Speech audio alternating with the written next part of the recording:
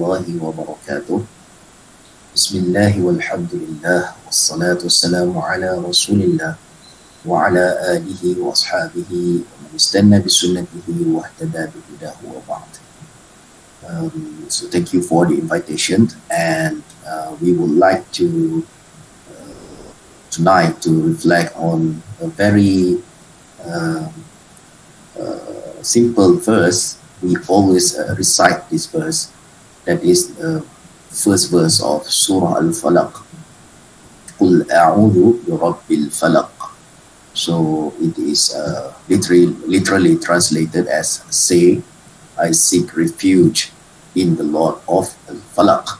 So why I say al-Falaq? Because we will find Mufassirin, they brought many views to interpret al-Falaq. For instance, we see Ibn Jarir al-Tabari, he mentioned 4 interpretations on the meaning of al-Falaq. First one is al-Falaq refers to a prison in the hellfire. Second, that al-Falaq is the hellfire itself, is one of the names of the hellfire. The third one is that al-Falaq, it refers to as-subh, or the dawn, fajar, pagi.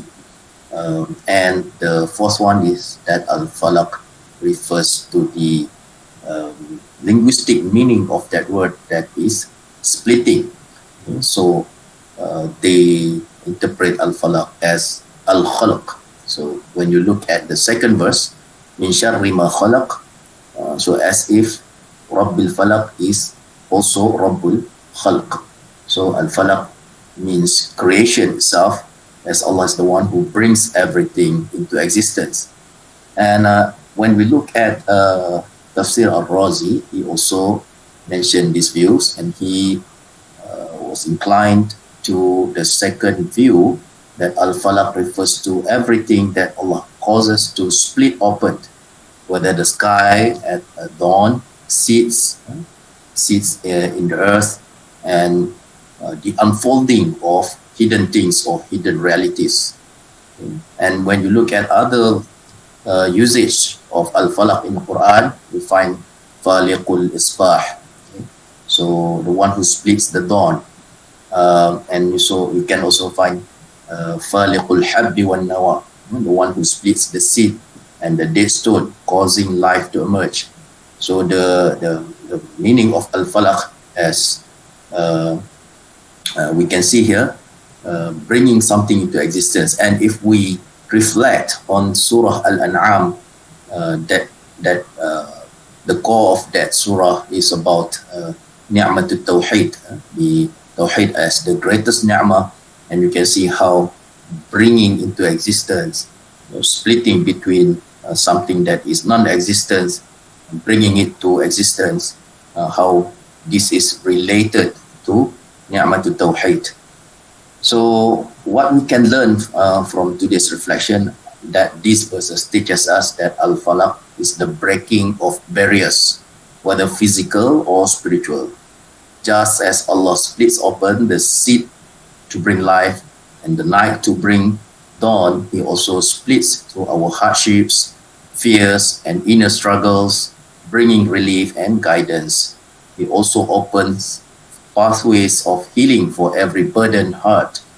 So if we are struggling with anxiety, depression, or any emotional distress, remember that the pain is not the end of the story.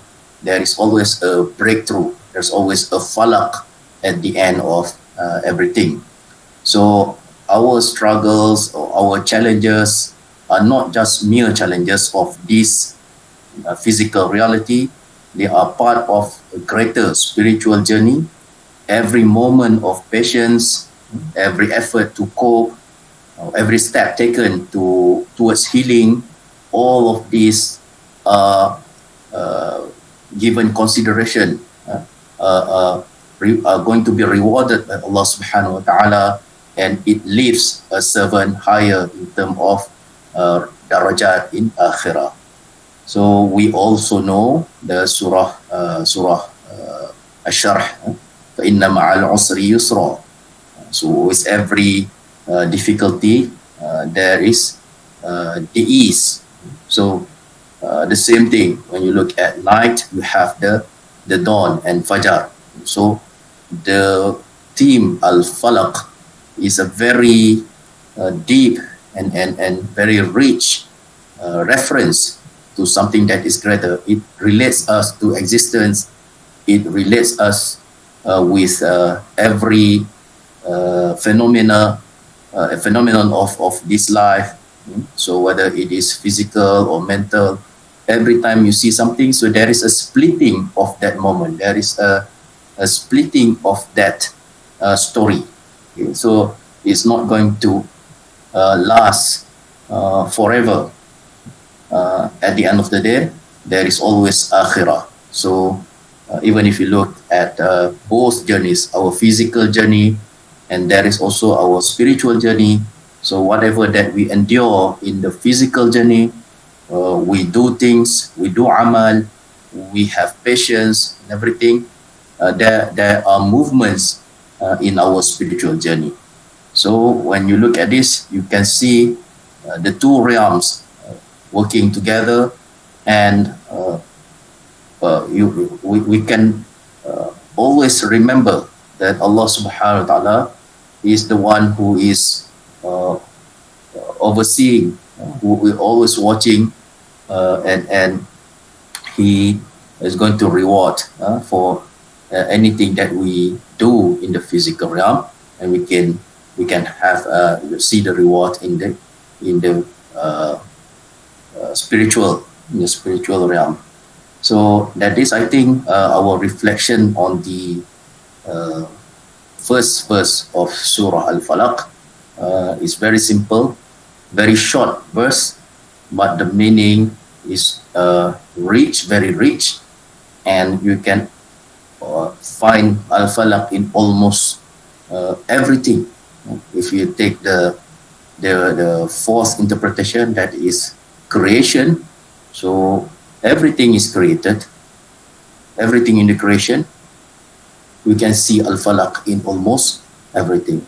So okay, if we want to relate it to our physical well-being, or mental well-being, emotional well-being, we can always remember that there is al-Falaq in almost everything. If there is hardship, then there is a breakthrough after that.